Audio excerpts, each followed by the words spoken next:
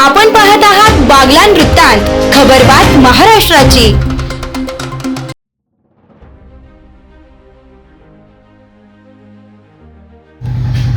आंतरराष्ट्रीय योग दिनाच्या निमित्तानं शुक्रवार रोजी बागलाण तालुक्यातील शारदा पब्लिक स्कूल अजमेर सौंदाण येथे आंतरराष्ट्रीय योग दिन मोठ्या उत्साहात साजरा करण्यात आला।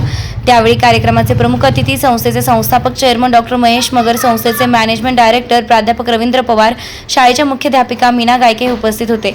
त्यावेळी पूजा मराठे व प्रणिता सोनवणे यांनी वेगवेगळ्या प्रकारचे योगा शिकवले। सर्व विद्यार्थी व शिक्षक यांनी त्यावेळी योगा करण्याचा आनंद घेतला।